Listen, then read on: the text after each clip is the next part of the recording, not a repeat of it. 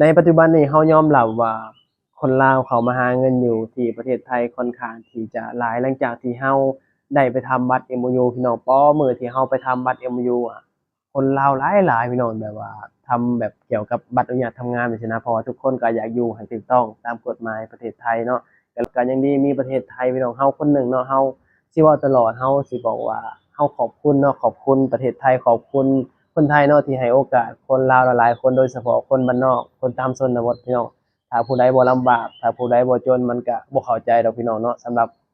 บคือพวกเฮานี่ลำบากยากจนตามคนตามบ้านนอกอะเนาะมันแตกต่างเด้พี่น้องกับคนในเมืองอะเนาะเพราะว่าการที่เฮาบ่มีเงินบ่มีทองมันก็เฮ็ดให้ชีวิตเฮาก็ลำบากเฮาก็ต้องดิ้นรนเข้ามาหาเงินอยู่ที่ประเทศไทยจังซี้นะ สบายดีพ่อแม่พี่น้องสวัสดีพ่อแม่พี่น้องทางฝั่งไทยนะครับผมวันนี้เฮาก็สิมาเว้าเกี่ยวกับคนลาวที่เขามาทำงานประเทศไทยเนาะยอมรับว่าในปัจจุบันนี่คนลาวเขามาหาเงินอยู่ที่ประเทศไทยค่อนข้างที่จะหลายในปัจจุบันนี่พี่น้องเนาะเพราะว่าเฮาเองก็ได้ไปเห็นมาแล้วพี่น้องเฮาไปทำบัตร MOU เนาะอ๋อคนลาวหลายๆพี่น้องทำบัตร MOU ไปสินะแบบหลายชีวิตพี่น้องเนาะทุกคนก็ต้องดิ้นรนเฮาก็คนหนึ่งแหละเฮาก็ดิ้นรนเข้ามาหาเงินอยู่ที่ประเทศไทยเนาะ ปัจจุบันนี่คนลาวคืออย่างเขาเว้าคนลาวมาหาเงินอยู่ไทยหลายพี่น้องก็พยายามอยู่ให้ถูกต้องเด้อพี่น้องสำหรับเพื่อนๆน้องๆหลายคนเนาะที่เขามาทำงานประเทศไทยก็พยายามแบบอยู่ให้ถูกต้องตามกฎหมายประเทศไทยถ้าผู้ใดยังบ่ทันทำบัตรอ่าอนุญาตทำงานก็พยายามแบบทำบัตรอนุญาตทำงานให้มันถูกต้องตามกฎหมายประเทศไทยเนาะถ้าผู้ใดอยากแบบว่าอยากหาเงินอยู่ที่ประเทศไทยก็พยายามแบบอยู่ให้ถูกต้องพี่น้องเนาะเพราะว่าคืออย่างเขาเว้าว่า คนลาวเขามาหาเงินอยู่ไทยค่อนข้างที่จะหลายในปัจจุบันนี้นะเพราะว่าทุกคนก็ดิ้นรนเพื่อความอยู่รอดในยุคสมัยนี้พี่น้องเฮาก็คนหนึ่งเนาะดิ้นรนมาหาเงินอยู่ที่ประเทศไทยเนาะอยู่ไทยก็บ่มีหยังหลายอยู่ก็สะดวกสบายเพียงแต่ว่าเฮามีบัตรอนุญาตทำงานเฮาแบบอยู่ให้ถูกต้องอันใดที่เพิ่นห้ามอันใดที่เพิ่นบ่ให้เฮ็ดเฮาก็บ่เฮ็ดพี่น้องแค่นั้นเองเนาะอยู่ไทยเนาะก็พยายามตั้งใจหาเงินพยายามเก็บพยายามหาพี่น้องมีโอกาสมาหามีโอกาสมาแบบว่ามีบ่อนเฮ็ดงาน มีบ่อนแบบว่าหาเงินหาทองเนาะเพราะว่าอยู่บ้านเฮาก็ส่ำบ้านเฮาแหละพี่น้องตามบ้านนอกตามชนบทนี่มันหาเงินค่อนข้างที่จะยากสำหรับคนที่บ่เคยอยู่ตามบ้านนอกอาจจะบ่เข้าใจพี่น้องเนาะแต่สำหรับคนที่อยู่ตามบ้านนอกตามซอกหลีกแบบว่ามันไกลความเจริญหรือว่าไกลในเมืองมันก็หาเงินก็ค่อนข้างที่จะยากพี่น้องในช่วงนี้เนาะก็ดีแน่พี่น้องเพราะว่าเข้าสู่หน้าฝนเนาะตามบ้านนอกตามชนบทเฮาก็สิหาอยู่หากินก็สิง่าย แต่เข้าสู่หน้าแล้งมันก็หาอยู่หากินก็สิยากขึ้นพี่น้องแต่ว่าเราเชื่อว่าในปัจจุบันนี่เนาะอยู่ไสก็แล้วแต่พี่น้องถึงแม้อาจจะมีของอยู่ของกินเราก็ต้องใช้เงินอยู่ดีอะเนาะเพราะว่าเงินน่ะมันคือทุกอย่างของมนุษย์เราแล้วมันคือแบบว่าทุกสิ่งทุกอย่างนะการที่จะเราจะมีชีวิตที่ดีการที่เราจะมีความสุขอะมันก็ต้องมีเงินถ้าเราบ่มีเงินเราก็บ่มีความสุขพี่น้องในยุคสมัยนี้เราก็ต้องยอมรับว่ายุคสมัยมันเปลี่ยนไปพี่น้องมันบ่คือรุ่นพ่อรุ่นแม่เราเนาะ เมื่อก่อนรุ่นพ่อรุ่นแม่เฮานี่บ่มีเงินมันก็มีความสุขได้แต่ในปัจจุบันนี้ถ้าบ่มีเงินมันก็บ่มีความสุขพี่น้องไผสิเถียงก็เถียงเนาะอันนี้คือความเป็นจริงอะเนาะครอบครัวถ้าเกิดว่าเฮาสิสร้างครอบครัวถ้าเกิดว่าเฮาบ่มีเงินเฮาก็บ่สามารถที่จะสร้างได้ถ้าเกิดว่าเฮาหาเงินบ่ได้มันบ่มีไผอยากมาอยู่กับเฮาดอกพี่น้องบ่ว่าสิไผก็แล้วแต่เนาะถ้าเกิดว่าเฮาอยู่แบบว่าบ่มีเงินมีทองจังซี่มันอยู่บ่ได้พี่น้องเพราะว่ายุคสมัยนี้มันยุคเงินเฮาก็ต้องเข้าใจเนาะเพราะว่าทุกสิ่งทุกอย่างอะมันล้วนใช้เงินน่ะ ทุกคนก็ต้องรินรนเพื่อเงินนะถ้าเกิดว่าเราบ่มีเงินก็คืออย่างเขาเว้าแหละมันเฮ็ดหยังบ่ได้ดอกพี่น้องก็เลยเฮ็ดให้คนลาวหลายๆคนเนาะดิ้นรนออกจากบ้านจากหยังมาหาเงินอยู่ที่ประเทศไทยนะเราคนหนึ่งเนาะเราสิแบบมีความรู้สึกว่าเราแบบยังโชคดีที่มีประเทศไทยพี่น้องมีประเทศไทยเป็นบ่อนทำมาหากินแบบซี้นะนึกออกบ่ถ้าเกิดว่าเราบ่มีประเทศไทยนี่เราก็ยังบ่ฮู้เลยว่าเราสิไปหาเงินอยู่ที่ประเทศใดแบบซี้นะพี่น้องมันอาจจะมีแหละแบบไปหาเงินในประเทศอื่นแต่ว่า เฮาสำหรับเฮานึกบ่ออกว่าเฮาสิไปประเทศใดแหละมันสิคืออยู่ประเทศไทยบ่ไปซี้นะอันนี้คือเว้าความเป็นจริงเลยเฮาบ่ได้อวยเฮาบ่ได้เข้าข้างเฮาบ่ได้ว่าเอาใจพี่น้องคนไทยเนาะอันนี้เว้าความเป็นจริงถ้าเกิดว่าเฮาไปหาประเทศอื่นเฮาบ่ฮู้ว่าสิคือประเทศไทยบ่หั้นนะเฮาบ่ฮู้พี่น้องแล้วก็การที่เฮาจะไปประเทศอื่นอย่างเช่นไปเกาหลีเนาะเพราะว่าตอนนี้คนลาวเองก็นิยมไปเกาหลีก็ค่อนข้างที่จะหลายอยู่พี่น้องแต่ว่า ถามว่าไปเกาหลีมันใช้เงินบ่มันใช้เงินพี่น้องใช้เงินหลายหมื่นเลยแหละเนาะแต่ว่าถามว่าคนบ้านนอกเฮาอะ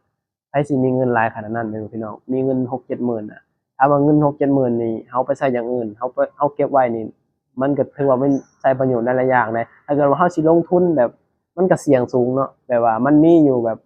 คนที่จะแบบไปเรียนไปหยังเรียนภาษาไอ้เกาหลีที่จะไปทำงานอยู่เกาหลีแล้วมันไปบ่ได้มันขัดของมันติดนู่นนี่นั่นสุดท้ายมาก็บ่ได้ไปกลัวเขาสิเรียกโต้กลัวเขาสิอันน่ะแล้วเฮาก็เสียเงินไปจังซี่ไปสินะซึ่งมันก็ความเสี่ยงสูงแต่ว่าเฮามาไทยนี่เฮาบ่ต้องแบบใส่ใจอิหยังมากมายเฮาก็สามารถที่จะมาได้แล้วก็คนมาไทยก็สามารถหาเงินได้หลายก็มีหลายคนพี่น้องได้บ้านได้รถก็ละหลายคนมันก็ขึ้นอยู่กับเฮาพร้อมว่าเฮาสิเก็บบ่ถ้าเกิดว่าเฮาตั้งใจเก็บ เฮาก็ได้พี่น้องถ้าเกิดว่าเฮาตั้งใจแบบลิ้นตั้งใจเที่ยวอยู่ไสก็แล้วแต่มันบ่ได้อยู่แล้วพี่น้องเนาะเงินเดือนหลายส่ำใดก็แล้วแต่แน่นอนมันบ่ได้ถ้าเกิดว่าเฮาติดเที่ยวเฮาบ่บริหารเงินบ่เป็นเฮาบ่เก็บโน่นนี่นั่นมันบ่ได้แน่นอนพี่น้องเพราะว่าคนลาวที่มาหาเงินอยู่ไทยอะเฮาเห็นหลายๆคนพี่น้องแบบว่าเก็บเงินได้เฮ็ดเรือนเฮ็ดชานจังซี่เนาะบางคนยังบ่ทันมีครอบครัวแบบสิก็สามารถที่จะสร้างบ้านได้ซื้อรถได้จังซี่นะ ซึ่งมันเป็นข้อดีแบบว่าหลายสิ่งหลายอย่างการที่เฮามาหาเงินอยู่ไทยแล้วก็ข้อดีของคนที่ยังบ่ทันมีครอบครัวมาหาเงินน่ะพี่น้องมันแบบบ่ต้องใช้จ่ายหยังมากมายแบบซี้นะคือเฮามีครอบครัวเนาะหน้าที่ภาระหรือว่าแบบค่าใช้จ่ายเฮาแบบซี้เฮาก็ต้องมีเข้ามาพี่น้องเพราะคนที่บ่มีครอบครัวแบบซี้มันก็หน้าที่หรือว่าค่าใช้จ่ายมันก็น้อยพี่น้องก็เฮ็ดให้คนที่แบบว่าตั้งใจเก็บเงินนี่มันเก็บได้ไวสำหรับคนที่บ่มีครอบครัวแบบซี้นะมันมีอยู่แบบว่า อ่รุ่นน้องในหมู่บ้านเราเนาะเขามาหาเงินอยู่ไทยตอนนี้ยังบ่ทันมีครอบครัวแต่ว่าสามารถซื้อรถได้สร้างนั่นสร้างนี่ได้นะเพราะว่าเขาตั้งใจเก็บเงินตั้งใจหาบ่ลิ้นบ่เที่ยวมันเก็บได้พี่น้องหาเงินอยู่ไทยเนาะที่สำคัญประเทศไทยกับประเทศลาวก็บ่ได้ไกลกันเฮาสิกลับตอนใดก็กลับได้นี่คือข้อดีของมาไทยแล้วก็มีความโชคดีของคนลาวเฮาเนาะที่แบบว่ามีประเทศไทยแบบคือทุกอย่างสำหรับเฮาว่าประเทศไทยก็คือทุกอย่างเนาะ อันนี้ผู้ใดสิว่าเฮาจั่งใดก็แล้วแต่เฮาในความรู้สึกเฮาว่าประเทศไทยสำหรับเฮาคือทุกอย่างเป็นบ่อนหาเงินเป็นบ่อนแบบทุกอย่างแหละสำหรับเฮาได้อันนี้บ่ฮู้ว่าคนอื่นรู้สึกแบบคือเฮาบ่แต่สำหรับเฮารู้สึกว่าประเทศไทยคือทุกอย่างเป็นบ้านหลังที่สองของเฮาเนาะที่เฮาแบบมาอาศัยที่เฮาแบบมีทุกมื้อนี้เฮาก็มาหาเงินอยู่ที่ประเทศไทยเนาะถ้าเกิดว่าบ่มีประเทศไทยเฮาก็ยังนึกบ่ออกเลยว่าเฮาสิไปหาเงินอยู่ที่ประเทศใดแล้วก็ เฮาสิมีเงินไปบ่จังซี่นะแล้วก็เฮาสิกล้าไปบ่ประเทศอื่นนะถ้าเกิดว่าบ่แม่นประเทศไทยจังซี่นะแล้วก็ที่สำคัญเนาะวัฒนธรรมภาษาเฮาก็ใกล้เคียงก็เลยเฮ็ดให้คนลาวนี่มีความโชคดีหลายกว่าชาติอื่นสำหรับมาขายแรงหรือว่ามาทำงานอยู่ที่ประเทศไทยจังซี่นะเฮามาเฮาก็บ่ต้องแบบแปลภาษา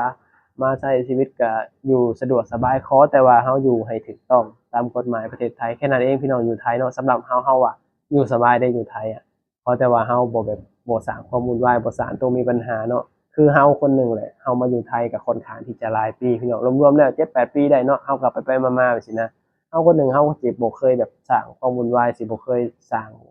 ตัวมีปัญหาการที่เฮามาอยู่บ้านเมืองคนอื่นเฮาสิบอกตัวเองเสมอว่าเฮามาใส่บ้านเมืองคนอื่นเนาะเฮาพยายามแบบว่าอย่าสร้างความวุ่นวายให้บ้านเมืองคนอื่นเนาะเฮาสิแบบยึดคำพ่อแม่บอกตลอดว่าเฮามาอาศัยแบบเมืองใหญ่ รุ่งเรืองศรีวิไลจั่งซี้นะพี่น้องที่สำคัญเฮาก็อย่าหลงไผแสงสีนำเนาะแล้วก็อยู่ให้เป็นอย่าสร้างความวุ่นวายแบบว่าทำงานก็ถึงเวลากลับเฮาก็กลับถึงเวลาเฮาไปทำงานเฮาก็ไปทำงานคลิปนี้ก็บ่หยังหลายเนาะเฮาก็สิปิดคลิปแล้วพี่น้องก็สิไปหากินข้าวกินน้ำก่อนบัดนี้หิวข้าวแล้วพี่น้องเนาะก็ขอบคุณพี่น้องหลายเนาะที่แบบว่าเสียสละเวลาเข้ามาเบิ่งมาชมเนาะก็พอกันคลิปหน้าพี่น้องฝากพี่น้องเข้ามาให้กำลังใจแล้วก็กดติดตามให้นำเด้อเอาไว้พบกันคลิปหน้าสบายดี